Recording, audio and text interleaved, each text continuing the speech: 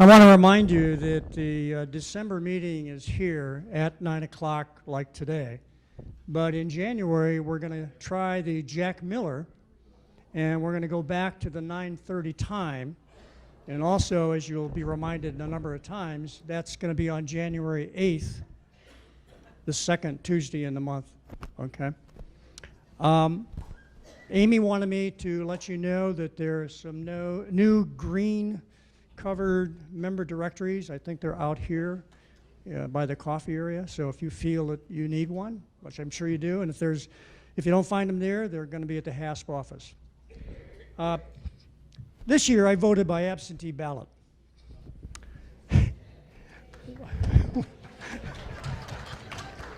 I never know what's going to be funny. I just don't know. Just a simple statement. This year I voted by absentee ballot. Anyway, while all states offer some version of absentee voting, there is quite a lot of variation in states' procedures.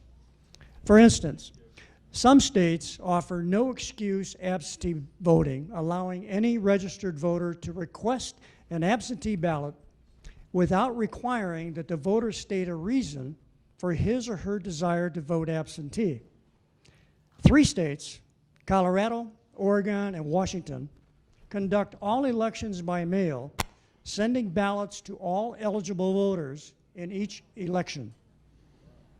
In Michigan, as many of you know, you can obtain an absent voter ballot if you are either 1, age 60 years old or older, 2, you're unable to vote without assistance at the polls, 3, expecting to be out of town on election day, 4, unable to attend the polls due to religious reasons, 5, appointed to work as an election inspector in a precinct outside of your precinct of residence, or the last one, number 6, you are in jail. awaiting arraignment or trial. So if you did not fill out an absentee ballot before today, or if you didn't go to the polls this morning, please do so by 8 o'clock for this very important election.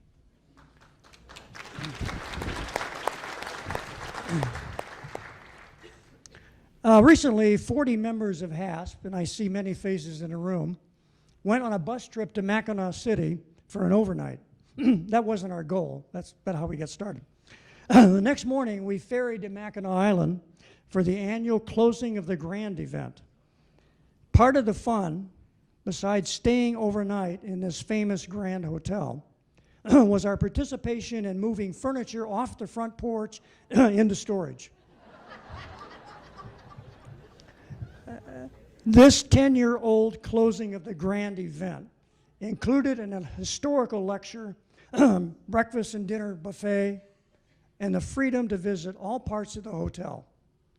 I sense that everyone had a good time.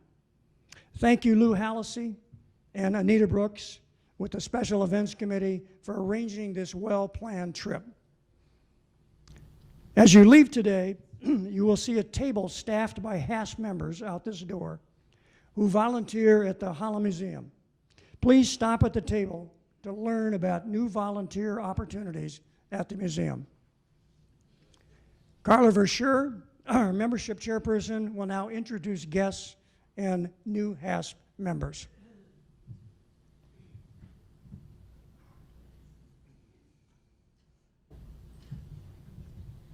Good morning.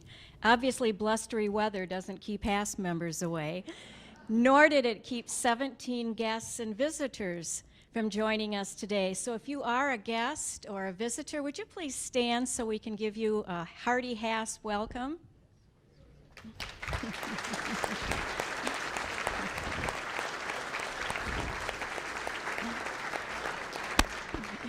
Thank you very much. We also are going to welcome 18 new members into HASP this morning. As I call your name, would you please come and line up in the front? Kim Buckley, Marla Combs, Mark Dumas, Elaine Gerlach, Norman Gerlach, Ruth Heckman, Bruce Heckman, Maxine McLeod, Fred McConkey, Patty McConkey, Milton Reddick, Thomas Reddick, Robert Sapita, George Stamus, Midge Stamus, Demetria Tarian, Betsy York, and Henry Zavislak. I knew I was going to mess that up, and I even checked with him before. Henry Zavislak, who also goes by Hank. Please give them a welcome.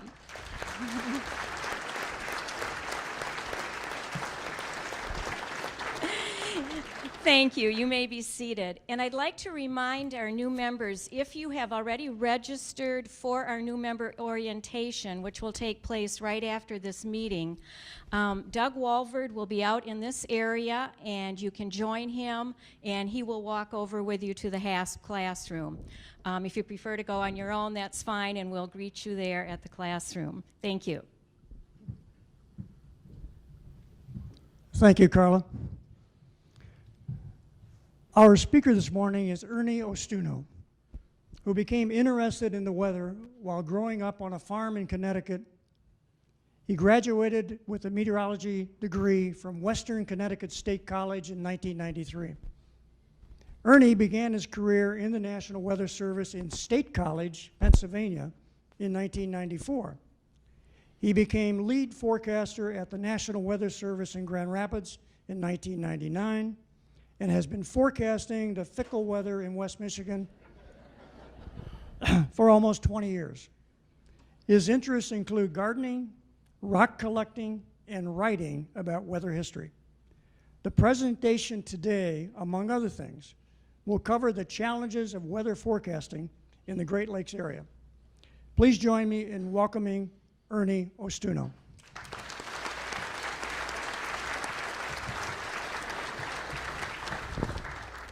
Okay, thanks, Dave, and thank you all for coming out today.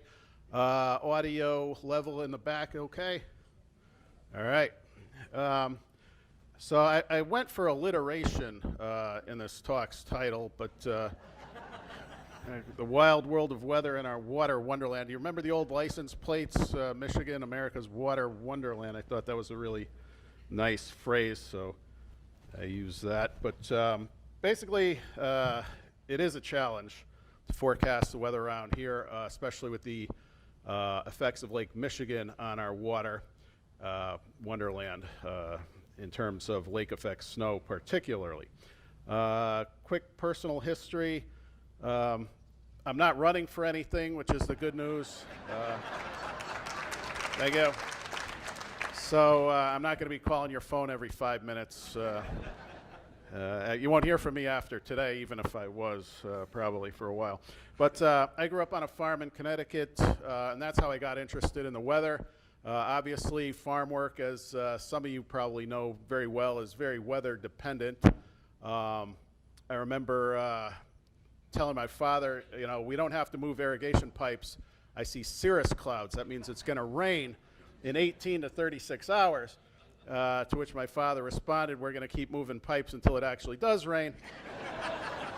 And that was my first taste of people being skeptical of meteorologists. So it was early on that I realized there was a lot of doubt about a forecast. I went out to California where the weather is a lot more tranquil, but the ground moves a lot every now and then. And I'm happy to be back here and not have to feel the ground moving every now and then. And then graduated with a degree in meteorology about 25 years ago, started my career in Pennsylvania, which has its own weather idiosyncrasies, and those are both mostly what we call orographic, with the ridges and valleys. Creates some weird weather if you ever drive on I-80 in the wintertime and have the misfortune of hitting some of those ridges when we get what we call orographic snow or standing waves, which is kind of the air being lifted and the moisture in it condensing right on the ridge tops and dropping snow on the highways, right where the trucks are getting up to speed as they're going down the hill there. It's always interesting. So I came to Grand Rapids in 1999. have been here, really got a feel for lake effect the very first winter.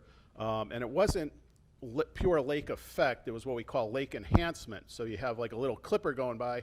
You look on the Wisconsin side, it's barely snowing, and then it hits Lake Michigan, which adds all that heat and moisture to it, and then boom, it snows a lot when you get here, when it gets here. So that's what we call enhancement. It would have snowed anyway, but not as much without that contribution from 80-mile wide area of water that can provide a lot of heat and moisture to even a weak little clipper coming across there. Anybody remember the blizzard of '78?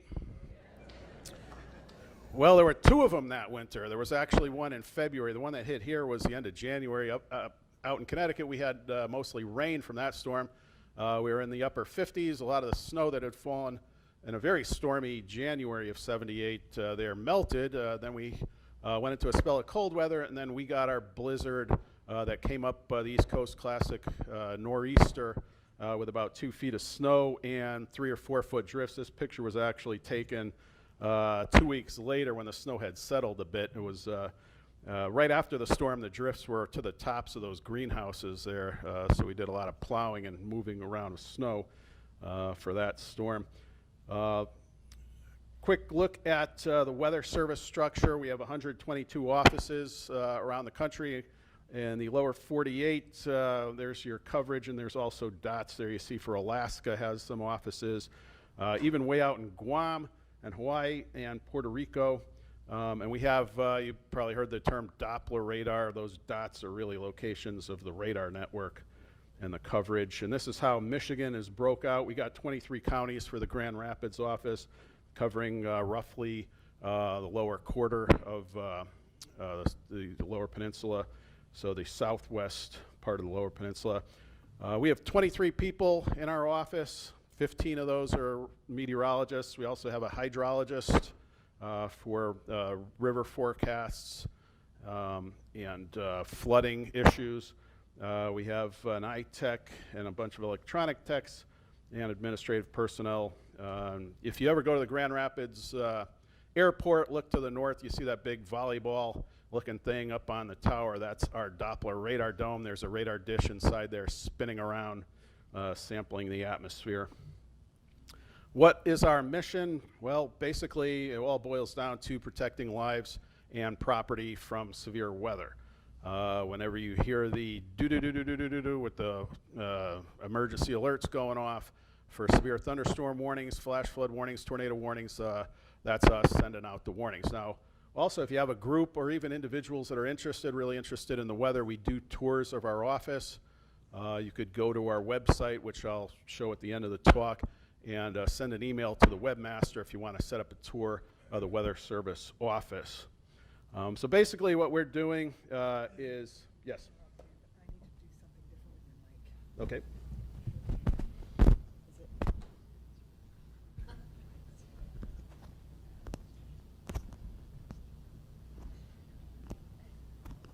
I feel like I'm in a doctor's office. Sorry. Okay, say testing. Test, test, test, test. Okay. All right. Are we good? Okay. All right. So basically protect lives and property and also provide data in terms of the climate record. A lot of our data is used for court cases. We get a lot of calls at the office, and first thing we ask them, is this for a legal matter that's in court? And they say yes. We say contact the National Climatic Data Center in Asheville, North Carolina. They keep the official certified weather records, but we collect those records and record them. Okay. Some of the watches, warnings, and advisories you'll see. Thunderstorms and tornadoes, we issue those, what we call short fuse warnings, also for flash floods. Lake Michigan, this time of year is the Witch of November season where you get the big storms on the lake. We issue gale warnings. Those are for winds 35 knots, which is roughly 40 miles an hour or more. Storm warnings, which is winds for 55 mile an hour, 50 knot winds. And of course the winter weather warnings, which will be coming before you know it. So the short fuse warnings, like a severe thunderstorm warning or tornado warning, how do we issue those? There's three main ingredients that go into there. The storm environment, we look at the soundings. I don't know if you've heard the term, unstable atmosphere, instability. Basically, that's a temperature falling with height, which is what it normally does, but if it really sharply falls with height, the more vigorous updrafts, the stronger the updraft you're going to get. The updrafts are what basically cause the hail and the raindrops to form. If the wind speed and direction through the depth of the atmosphere is favorable, we look for two things. Again, increasing winds with height. That's what we call speed shear. So if you have a 10-mile-an-hour wind at the surface, 60-mile-an-hour wind about 20,000 feet up, you got 60 minus 10, that's 50 miles an hour of what we call speed shear, wind shear. That's kind of a confusing term because pilots also use that term wind shear to talk about downbursts that they fly through or microbursts that can be very dangerous. But wind shear to us is basically the change of wind speed with height and also the direction. So there's speed shear and also directional shear. If the wind is, say, south at the surface or southeast, and then with height it's going southwest at, say, 1,000 feet.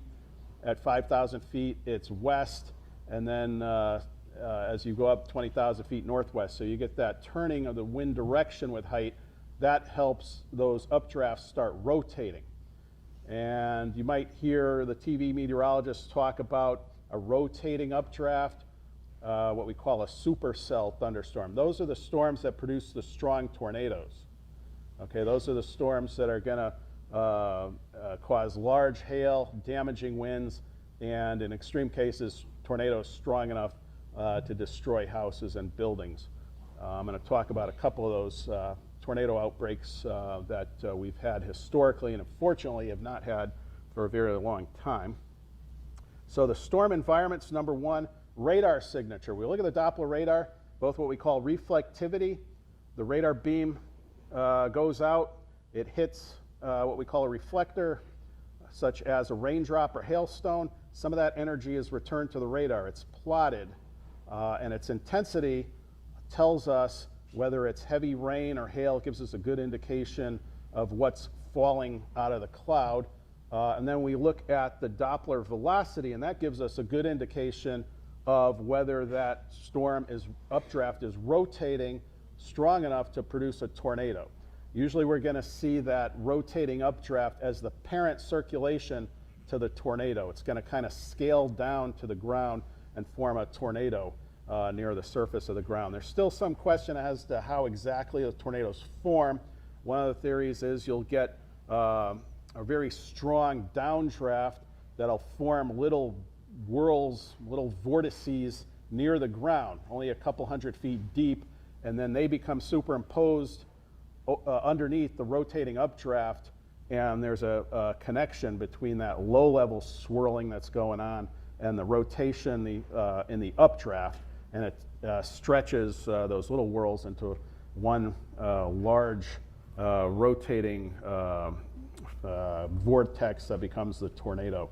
So that's one of the ways tornadoes can form, and the worst ones usually will form from those really deep updrafts. So we'll see them on radar. They're very tall storms, even as we get out far from the radar, and the radar beam is 5,000 feet above the ground at its lowest elevation angle that we could see, we'll still see the rotating updraft. Water spouts are typically a different kind of formation where it's more shallow and the radar might overshoot the circulation. You won't get a really deep rotating updraft with water spouts. But usually the tornadoes, the big, strong tornadoes that do damage, you will see the rotation on radar. So we got storm environment, radar signature, and then spotter reports. Skywarn Spotter, if you're really interested in the weather, that's another great program you can be a part of. We do Skywarn training every spring. Any members here are actually Skywarn spotters? Okay, we have a few of you here. We really appreciate the effort that people put into letting us know what they're seeing when we're getting severe weather, because that's basically our eyes and ears on the ground. So if you're interested in that, check out our webpage under the Skywarn section. We'll usually post in January the schedule for the season. We do the training from February to April usually. So in January, check our webpage if you're interested. We have a program usually in February for Kent and Ottawa counties. And we kind of rotate. Some years it's in Grand Rapids area usually, and then other years Hudsonville and other areas in Ottawa County. So in January, check our webpage if you're interested in that. So if 2 out of those 3, storm environment, radar signature, and spotter reports, indicate severe weather, we'll warn. That's typically how we do it. We look for 2 out of those 3. And the warnings are usually, there's a little example of the warning there, the polygons that come out. Usually they're about the size of a county. Large scale squall lines are going to be big warning areas. A localized storm producing a tornado be fairly small. Okay, the National Weather Service forecast that we put out, aviation, any pilots here? Okay, we put out the terminal forecasts. They're a good idea what to expect in terms of cloud-based heights, visibility, winds, and weather that could be occurring. Some of the regional centers, aviation centers, are good resources also for icing and turbulence and those type of conditions. Marine forecast, boaters, any boaters here? We have a few boaters. Forecast of wave heights, winds, and weather. It's really good marine weather section on our webpage. That's a really good resource if you're a boater or a swimmer going out to Lake Michigan. Rivers, if you live along a river, we have forecasts of the river stage heights, timing of flood crests. We had big time problems a few years ago in Robinson Township with flooding, ice jam flooding. It's always an issue in that area. And the long range forecasts for above below normal temperatures and precipitation. Those go out on a seasonal basis, so it goes right through next spring. But of course, the further you go out, the more general and broad of an outlook that's going to be. But the 6 to 10 day to 14 day forecasts have gotten a lot better in the last few years in terms of accuracy. When we make the forecast, first thing we try to do is get the early part of the forecast right, the first 6 hours. I was hoping there wouldn't be a lot of laughter there. Okay. But yeah, so we look at current observations and kind of just extrapolate those into the future. And then the short-range forecast models, those have become a lot better in the last few years. And you look at the satellite picture there and compare it to what the actual forecast was for the next day, 24 hours out. And a lot of times they'll have the right setup, northwest flow, lake effect. They'll actually show you how the bands are going to be oriented. So it's gotten a lot better in the last few years. Of course, my mic just...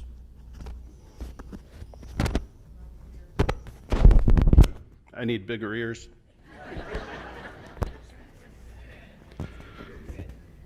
Okay, so yeah, it'll actually show the orientation of the lake effect. Now, where exactly the edge of that sets up is key to preventing 93 car pileups, where there's trucks full of fireworks that start exploding, an I-94 that happened a few years ago.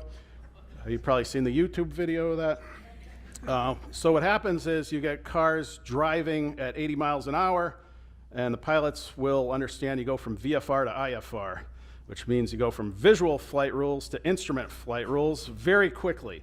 So how many of you have been driving down the highway and you see that curtain, that gray-white curtain? That's what happens. Cars drive into that at 80 miles an hour. And you also might have seen the videos on YouTube of what happens then from those traffic cams where trucks are coming barreling into cars that are piled up already. Hopefully in the future we'll have smart car technology, because humans probably can't be trusted with cars in those situations. And the car will slow down for you because it will know that there's a pileup occurring out ahead there. The worst conditions are usually when it gets below 15 degrees because the chemicals they put on the road will tend to melt snow, and then it'll refreeze because you'll get blowing snow on top of it or falling snow on top of it, so you get a layer of ice. And you get on the highway and you tap the brakes and you're like, oh no, this is going to be dangerous. So those are the worst conditions in wintertime. So the short-range forecast, you're basically looking at the higher resolution models. Longer-range forecast, you're looking at big picture patterns, troughs and ridges. So what we call the squiggly lines. We overlay different forecast models. We watch when they diverge over time. They usually are going to start right on because they initialize at the same time and place in the atmosphere state. It's got it, right? It's got a snapshot of what it's actually like now. As you're going out in time, it starts diverging with the different models, and you see different solutions. They'll cluster usually into 3 sections, and you got to figure out which one is going to be the most likely. It's a learning experience. Humans still have a role in it. We haven't totally been replaced by machines, which is why I joined the union a few years ago. But because that's kind of the way things are headed, it seems. But you do get the trough ridge thing going on. And the trough is where you get the cold air coming down. The ridge is where you get the warm air coming up. And in between there is your stormy area, usually. So that's the big picture that you look out in the long range just to figure out timing. So we go out 7 days. I tell you, over the last 25 years, the 7-day forecast has improved quite a bit in accuracy. It's still, a lot of these storms are going to be localized storms, especially when you're dealing with thunderstorms. So farmer A gets 2 inches of rain and hail, and farmer B, right down the road, has a partly sunny day. And we hear from farmer B or A, depending on what the forecast was.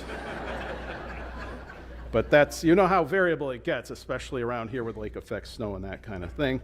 But again, we've gotten a lot better, though, in terms of where exactly those boundaries, those gradients between significant weather are going to be.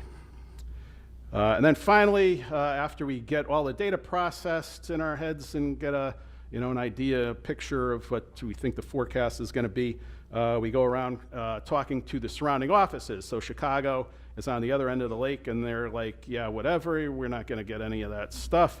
So we got to figure out, well, where is the boundary going to be between the stuff and the not stuff? And we have to do the same thing south of here, North Webster office, and the Detroit office, who likes to be their own island a lot of times. And you'll see that little area there in the southeast towards them where it juts out there, and that's usually because Detroit's being obstinate over something. But hopefully nobody from the Detroit office or their family is in the audience. But there are, collaboration issues a lot of times where you try to get as smooth a picture as possible. That's probability of precipitation. So basically the blue is 80 or greater, where we say, yes, it's going to rain. It is going to rain.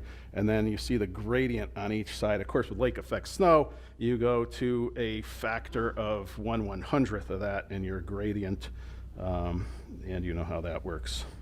The media, we do communicate with them on a daily basis. We have a chat room, especially if there's, really important things happening, like a big severe weather outbreak or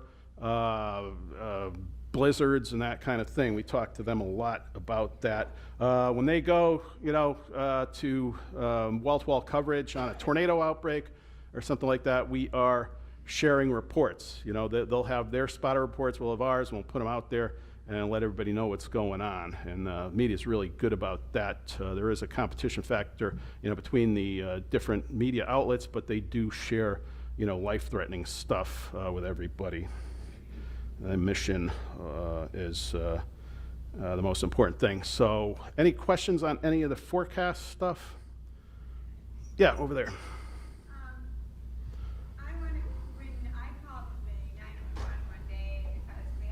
cloud over our house, and they didn't know what I was telling them.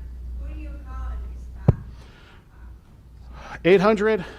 800-647-3836. That's our spotter line. If you see a tornado funnel cloud, anything life-threatening, call that. If you see like flash flooding, anything, well, if it's immediately life-threatening, call 911 and report it. I'll say that first. If it's immediately threatening, like you see people being washed away in floodwaters, call 911 first. But if you see like a road that's being submerged in water flowing across the road without anybody in immediate danger, call us. Hail, large hail, you know, like half-inch or diameter or larger, call us. And again, I recommend looking on our webpage in January for the Skywarn spotter training. That's, like I said, usually scheduled in February for Ottawa County. Yes, sir. I have a question regarding your both your short-term and long-term forecast. Listening to the meteorologists at our local TV and radio stations, when they're educating us, they talk about the various computers and the various models. Do you use various, like the 6 different computers or available around the world, or do you just have one single one that you use at your office? No, we have several of them. That map with the squiggly lines I showed, that was two of the most well-known ones, the European model and the global forecast model, which is the American model. There's also the Canadian model and the UK model. So those are generally the 4, but the GFS global forecast model and the European forecast model are 2 that we generally look at the most. And each has its biases, and after a while you pattern recognition. Humans are really good at pattern recognition until machines can do that better than we can. I mean, how many times you look on Facebook and they tag somebody that looks like you, one of your friends as you, or your kids as you, because they have pictures of you when you were younger and your kids look like you at this age, and kids will get tagged as being their parents. So, until artificial intelligence becomes really, really intelligent, pattern recognition is still a good thing for us to keep our jobs.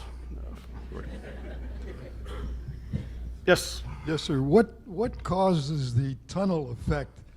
We get straight line winds out of Chicago across the lake, and they go through to Holland, and they go through to our city up to the north, and get sometimes 85-mile-an-hour winds. What causes that tunnel? Yeah, I'm not exactly sure. I have to look at a specific example, because we do get that with thunderstorms, localized higher winds. But on a day like today, when it's a large-scale storm, I'm not sure if there's a local effect that causes that. I know when you get an Arctic air mass, there'll be like a really strong miniature version of a front between the lake modified air, which is going to be warmer than the Arctic air. And if you get a southwest wind and the Arctic air is actually coming in from the southwest around the bottom of the lake, you'll get a boundary that sets up in the Holland area. And I've had pilots tell me about this, where you get extreme amounts of turbulence because it's kind of a localized front. But on a day like today, where you're just getting large-scale wind flow, I'm not sure if that is going to, if there's some. Usually it's an orographic thing. Michigan, I've noticed from Pennsylvania, doesn't have a whole lot, but there wherever you get, even small variations in topography, you can get localized wind effects. But most of the strong, noticeable wind changes are from convection downdraft type stuff, thunderstorm downdrafts. That's where we see the extreme events. But having not lived right here in this area, I'm not completely familiar with what you're talking about, but I do know in the wintertime with a southwest flow of Arctic air, I have heard people who live here talk about really weird wind effects going on. And that's probably the best I can answer your question. Yes? Yeah, the radar displays that you have on your website, would they be considered real-time displays? Yeah, for the most part, yes. There might be a lag of maybe 5 minutes or so, 5 minutes? but usually you'll be getting the current radar picture. All right, thank you. Yep. Yeah. Yes. Yes, from a scientific point of view, where do we stand with good data for long-term climate change? Is it happening? Well, you probably have to really look at the station history. I would trust a cooperative site. We have cooperative observation network that's in a rural area with a long period of record. That's what I would look at. I wouldn't trust airports so much. That's a lot of our climate record is airports, but airports tend to have a lot of pavement and that kind of thing, so you do get local heating effects. Downtown areas obviously got the heat island effect. So I'd look at a rural site that the thermometer hasn't been moved in a long time. Because we do get microclimates. If you move a thermometer even a quarter mile, it could be a degree or two or more. So yeah, I would look at the rural stations. The satellite data is another thing you can look at, but that only goes back about 30 some odd years or something like that, 40 years. Yeah, for a long period of record, like a 100-year record, a lot of the earlier stuff, our Grand Rapids climate site used to be on the rooftop of post office downtown back in the 1930s. So that our all-time record high is 108 degrees. I don't think we're going to get there at the airport unless they put a whole lot more concrete around that thermometer. So yeah, you do get those localized effects, but you want to look at a site that's in a non-built-up area that has a longer period of record. And that's probably the most realistic, least controversial answer I could give you, because there is a lot of talk about adjusting data and this and that. I don't know anything about that. I'm not trying to squash any conspiracies or anything like that. But I could tell you the data that I've looked at. You want to get a rural location that doesn't have a lot of where the site was moved a lot. We'll take one more question here and then let Ernie move on Yep. to the next segment here. Yep. As you know, floodplains are based on rainfall intensity. So at what point, and we know that with climate change it's going to increase intensity, right? Yeah, the theory is that you'll get more extreme rain events with higher rain amounts. Well, higher intensity, Yes, which makes yeah. higher water flow in the rivers. Yes. When do we decide that we've got, you guys publish those curves. How are we going to know when we get new ones? And when do we throw out our old floodplain maps? Yeah, well, the floodplain maps are going to be good for still plotting inundation areas, no matter what amount of rain falls. Even if you do get these higher frequency, heavier amounts of rain, you'll still have an inundation map. If you're talking about, the 500-year flood, they're trying to get rid of that terminology altogether and just say this is your inundation map for X amount of rain and X amount of time. So the inundation maps, those are, as long as, here's what could mess those up, is if you add a whole lot more concrete and asphalt, impervious surface area, that's going to increase runoff. So as development continues, like in an area, you're going to have to update those maps because you're going to be generating more runoff. But the increasing frequency of heavier rainfall events will not have, by itself, a direct effect on the inundation maps. Does that make sense? Okay. Why don't you go ahead, Ernie, Okay. and move on to part two. Okay, yeah, this is, I'm going to go over our worst weather in our water wonderland, the two worst events. The April 3rd, 1956 tornadoes, when I first got here and gave the spotter talk. After the talk, a bunch of people came up to me and started telling me their stories about the 56 tornado, which I hadn't heard about before, and also stories about the Palm Sunday tornadoes. So those were the two worst events. There's a map. The red lines are the tornadoes. There was one in 56 that came very close to here. It lifted just north of, or just south of us. And then the 65 event, we had 44 fatalities in Michigan. That was our worst tornado outbreak in Michigan in terms of fatalities. So 1 p.m. on Sunday, how many people remember this one? Palm Sunday, 1965. Okay. We had a warm front moving north, and this is a classic setup in our big tornado outbreaks. You get a strong storm moving just west of us through Wisconsin or Minnesota. We're in the warm air. That had been a very cold spring. It was a typical story in 56 too. You start out very cold weather with snow, way below freezing weather. It was in the single digits the first week of April, 1965. So that's how cold it was. And then suddenly warmed up, 72 degrees that afternoon. And tornadoes, and this is typically also what happens, tornadoes get going in Wisconsin or Iowa, out in that area, and then they move towards us in the afternoon. How many people know what that yellow line is there? Any meteorologists want to guess what that is? The dry line.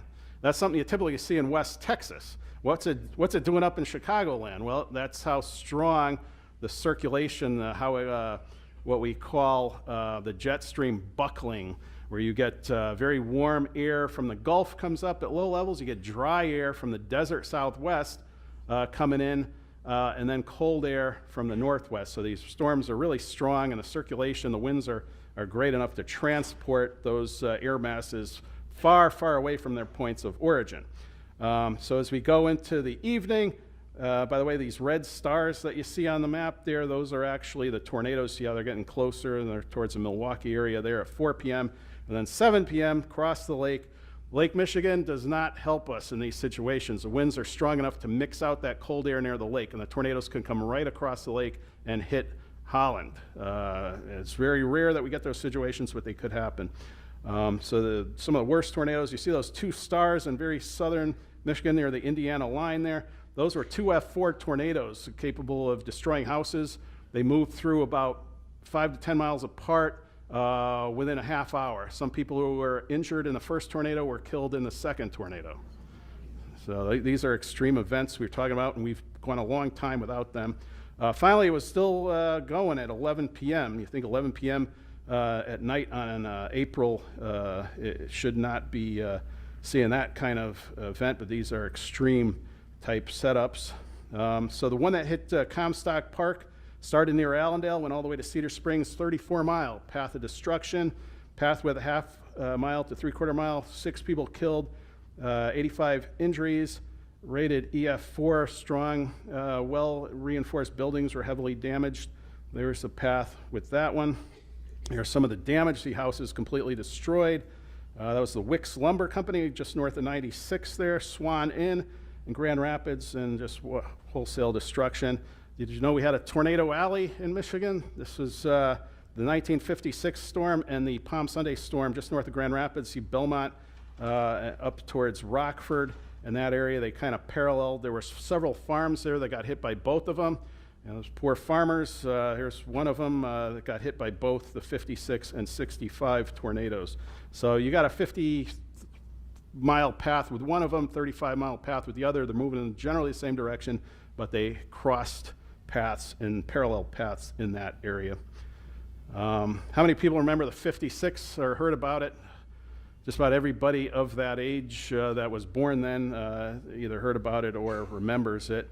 If you have any photos of the damage or anything like that, talk to me after the talk, because I'm still collecting those. I put together a couple books and a web page on these events. I interviewed several dozen people who were in these, and it's just incredible stories. There's the weather map again. You see the dry line. We look at the temperature and the dew point. So the surface temperature in Chicago, 81 over 61 on April 3rd.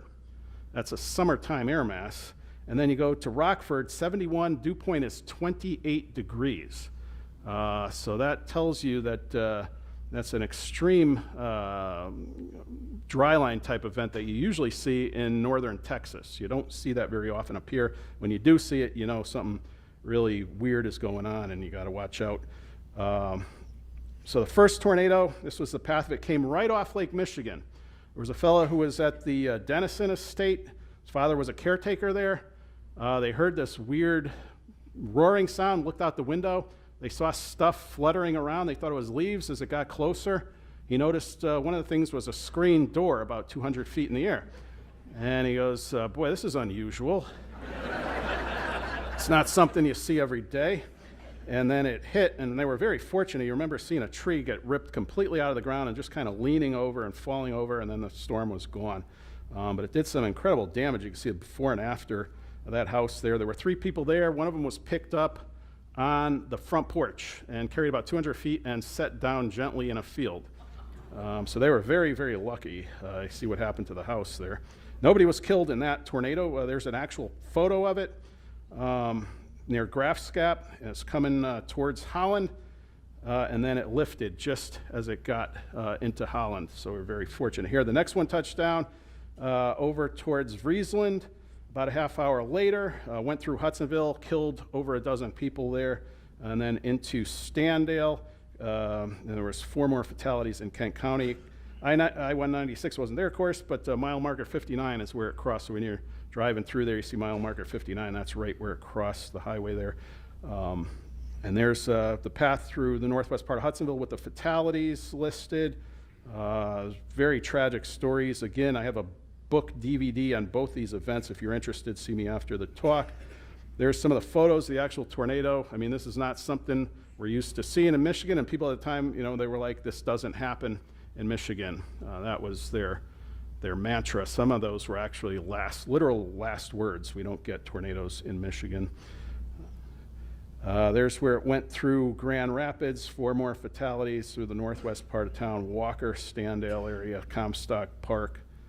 There's some of the damage, just incredible damage. This was rated F5, the very top of the scale. You know, it was probably even stronger than the Flint tornado, which killed over 100 people. Thing that saved a lot of lives. Anybody remember Frank Slaymaker? He was the Bill Steffen, George Lessons of the day back then. He went on live TV talking about a tornado coming towards Hudsonville. The old civil defense used to have these lookout towers. They were up on stilts, you know, the lookout towers, and they were basically weather spotters too, as well as looking for incoming missiles. They were actually looking for tornadoes, and they were out that day because there was a tornado forecast. This is one of the first examples of a really good tornado anticipated event. So a tornado alert went out. That was kind of the precursor to watch at about 1 p.m. because they were already getting tornadoes in Wisconsin. And there's some people I remember, I don't know if anybody here remembers, but they were let out of school. Holland let out school that day early because of the tornado threat. You know, they're already occurring, there are already fatalities in Wisconsin, so they let kids out of school early because they knew it was coming across the lake. So those towers, there were people up in there, and they actually saw the Hudsonville tornado start forming, and they called it into the Weather Bureau at the time, and they put out a warning, and then Frank Slaymaker picked up the warning, went on live TV, and several people in Hudsonville and Standale area heard that it was coming and took shelter, and that probably saved dozens and dozens of lives. You think about what happened in Flint, 116 fatalities. This one had 17 fatalities, and it hit you know, some densely populated areas. So that's how big a difference warnings can make if people know it's coming and could take shelter. Tornado went up to Rockford. That's a barn door sticking out of that house. And you'll notice it didn't even break the windows or take the shingles off. So that's the kind of the weird stuff that tornado can do. There's also pictures of wood sticking into masonry, straw sticking into bricks, that kind of thing. 200-mile-an-hour winds can do some pretty amazing things. And very sobering thought, what if it happened today? There's Port Sheldon Street. All that was farmland, where you see subdivisions there in 56. That was all farmland. You get a quarter-mile wide tornado, that entire subdivision is destroyed. So that's what we're facing now. Even though our technology has gotten better, population density increase means the risk is still very bad. And anybody know what this is? See the Grand River there? What next to the Grand River is Fifth Third Ballpark and 131, and that's where the tornado went. So worst case scenario, you have that ballpark filled and a big tornado goes across there.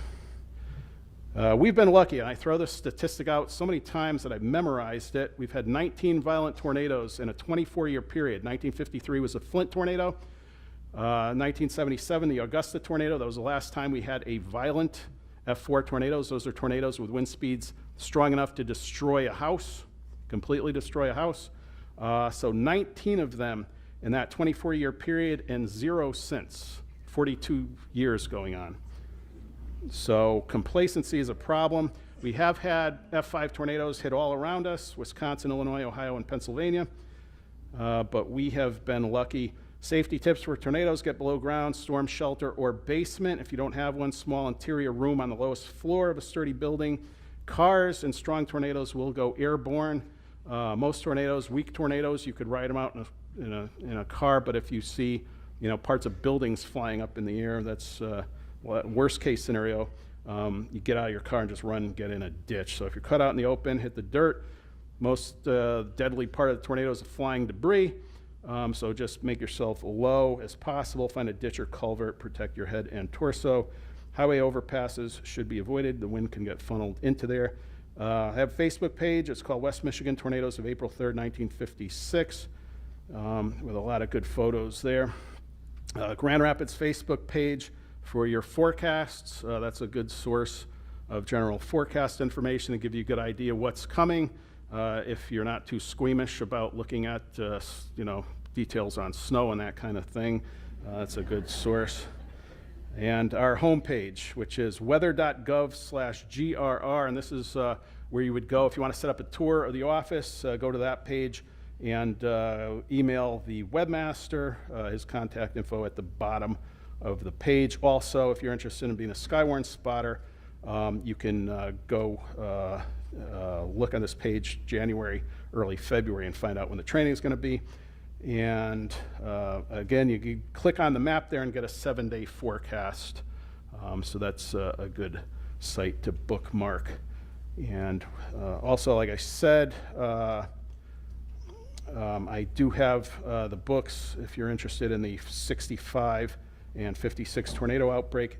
Any questions on anything else, and especially if you have, I always like to hear good stories about the 56 and 65 tornadoes. So if you have that. Yes, sir. What would you like to say about the rising temperature due to carbon dioxide and a president who doesn't believe in it? Okay.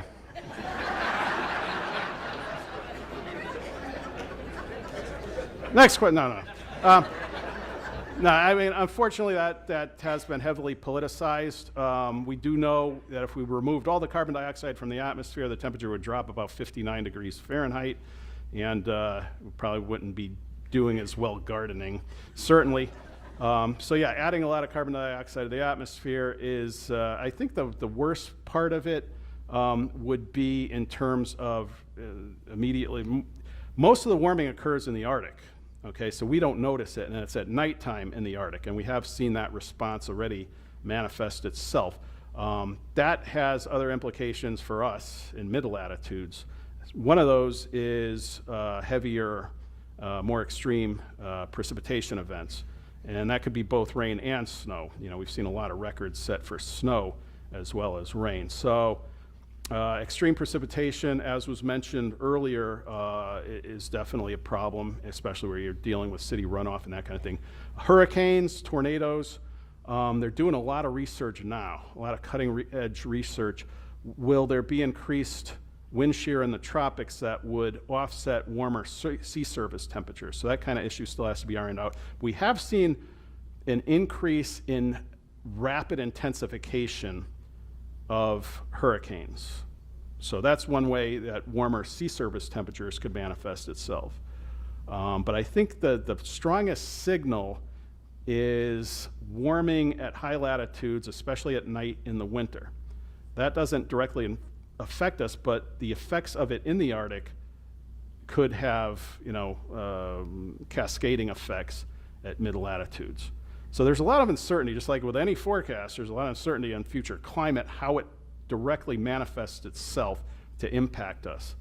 But most of the things they look at, like extreme precipitation events increasing, are not good for us. It's something we'd have to adjust to. How will it affect agriculture? Will there be worse droughts that would affect agriculture? So far, we haven't seen that. We have seen an increase in the fire season out west in the summertime.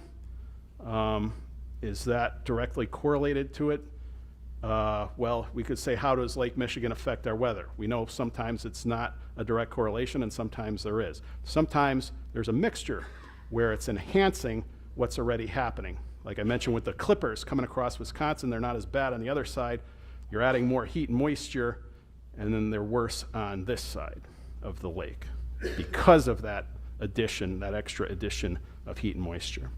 So that's some local way we could think about what adding more carbon dioxide could mean. Yep. I don't know if you ever have seen this picture, but this happened sometime, I think, in the 60s. Obviously, it wasn't one of the big tornadoes, but there was a church on Alger and Madison on the south side of Grand Rapids where a tornado came down, went through the church, and about 40 feet, and the offices on the south side remained, and 10 feet of the church sanctuary on the north side remained, and the middle part of the sanctuary was just gone. April 21st, 1967. That was also the event that hit. I've seen the picture of that. I saw the picture of that. I lived there at the time, and I'm going, what else was destroyed? Because I don't remember anything else about that. I do remember the tornado, and that's all I remember was seeing pictures of that church. When I was doing the book on the 56 tornado, I got several photos of the 1967 tornado, and I could tell by the cars that this was not 1956. That was the main way I could tell. But the hard one was distinguishing 65 from 67. You know, just a generic picture of damage, it was hard to tell. But yeah, that was one of the things where, you know, I realized you really got to look closely when you get a picture of damage to figure out when it was from. There were many tornado outbreaks in the 50s, 60s, and 70s, and we haven't had them since, and it's a problem because people are complacent now and don't think we get them. It was just the weirdest picture of a tornado damage that I've ever seen. An even weirder one, old man Stanton. Right after the tornado, he went to his general store in Standale. You know, he was the founder of Standale, and he was kind of just in shock. And he had one section of the store was gone, but the aisles were still there, and there were jars still up there. And so he's picking up jars and putting them on the shelf, and the building is gone. He's trying to get some sense of normalcy here. Hey, I got to do something, you know? Yeah. No. Yes. We have a good friend who rode the 1956 tornado in his basement, and his house was totally gone. But he remarks about how hot his back was, and the glass was actually melted on the shelves in the basement. What causes the heat from the tornadoes? Yeah, I haven't heard that one before. I have heard about stuff levitating in the winds around somebody in the basement, and also that they felt their ears pop because there is a pressure drop. The heat thing I haven't heard before, but I'm guessing there may have been some electrical thing going on in a basement. I know people have gotten shocks from large appliances when there was a power surge. When there was a power surge in advance of the tornado. So it might have been something electrical going on. That's the only thing I could think of. Okay, go ahead. Yes. Having been run over once by an F5, I'm particularly kind of eerie about tornadoes. And every once in a while, even here in western Michigan, I get a sudden sense of tornado weather. I think it's a pressure thing. It just seems like dead calm, but it's more than I can really explain. It's just, this is exactly what it felt like before the tornado. And so I'm wondering, what's the scientific explanation for what I'm feeling, and how, are there other things that, I mean, how good of an indicator is it that something's going on? Could there be other things causing it other than tornado conditions? Well, I'll give you a non-scientific word, been out.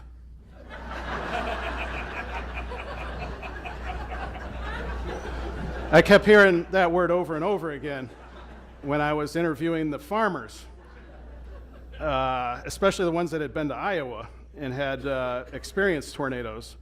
They said they felt that. You know, they said it was, you know, the same type of feeling that they felt in Iowa before tornadoes, and they had that sense of doom. And I was like, okay, I'm going to add that to my lexicon, and I'm going to tell people, you know, when you hear the word been out, watch out. But yeah, it's just, you know, you do get increase in humidity, and the animals start acting weird because it's usually really strange weather that they're not used to. It's usually that really first warm, humid day of spring, and it seems unusual because it's been cold. And what does that tell you is that there's been a tremendous change in air mass, and animals pick up on that. And people, especially the farmers, were talking about the animals acting weird. It just seemed weird that we were going to get bad storms because it had been very cold and snowy just the week before. I have pictures in the book of Good Friday. There was snow and ice all over the place. There were still places in Allegan County that had power out from an ice storm the week before, and then it's 80 degrees with a summer-like humidity. So, you know, people in the Plain States, Iowa, that have been out there, they recognize that kind of extreme change as a red flag and something to worry about. Yes? You talked about the long-term forecasting, and I know that when my daughter was going to get married in the next year, I looked at the Farmer's Almanac. And she had the only nice day in June for the 2 weeks prior and after. So how, do you know how they get their information, or is it from you guys? They use a combination of sunspots and various other ingredients, but I think they just use climatology, because I look at their forecast and it says, you know, first week of September, hurricane off the Atlantic coast. Well, duh, right? So yeah, a lot of it is climatology, but I've seen them be pretty wrong. Somebody asked me a forecast for next June, you know, because they have something planned, a wedding, and I'll say, well, get the paperwork in by May 1st. Otherwise, I just give them the averages and the records. You know, this is the highest it's been on that day, this is the lowest it's been on that day, this is the average, and that's climatology. For the seasonal forecast, they do use things like if there's a strong El Nino, remember the winter of 2015, 2016, that was a pretty good forecast because it was a really strong El Nino. If it's a weaker El Nino like this year, there's not as good a correlation and you could get much more variation than your El Nino forecast. Yes, sir.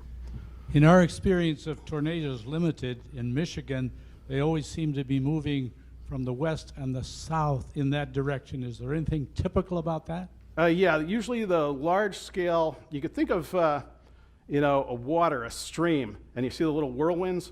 What if you were to drop, you know, like a, you know, styrofoam, little floating, the packing peanuts in there? What would they do? They would swirl around the whirlpool, right? Well, what side of the whirlpool are we on when these tornado outbreaks occur? The center is over in Wisconsin. The flow around them is counterclockwise, so that's the main direction the flow is going to be. Whatever forms, whatever thunderstorms form in that circulation is going to move along with the larger scale circulation. You would get little local variations for a tornado movement if it's being affected by the outflow from the thunderstorm that could push it one way or the other, but generally it's moving in a straight line until the storm itself starts to evolve to the point where another circulation, a smaller scale circulation, the rotating updraft, will reform, and then you'll get another tornado reforming, and then you'll see the damage path kind of veering one way and then another one starting. This is what we call cyclic tornadogenesis, one tornado after the other. With the long-lived supercells, a lot of times you'll see that happening. Again, it's been 40 plus years since we had the big April tornado outbreak, so we're not used to seeing that, but that's something you always got to keep in the back of your mind because it's going to happen at some point. Yeah, generally they're going to be moving in the direction that the large-scale circulation is going to be in. And the ones that we get these tornado outbreaks in, we are in the, what would that be, the southeast quadrant of the low. So the circulation, the wind, the large-scale flow is going to be coming from the southwest. Yeah. So our weather generally comes from the west and the south? Yes. Yep. The westerlies and the mid-latitudes are prevalent. Ernie, this has been a delightful morning. We're grateful for the information. I think you've convinced us it's not a sheer guess. And that's reassuring, and we're grateful for that That's insight still part of the morning. forecast process. So you take your best guess. So thank you very much for a wonderful morning. Thank you.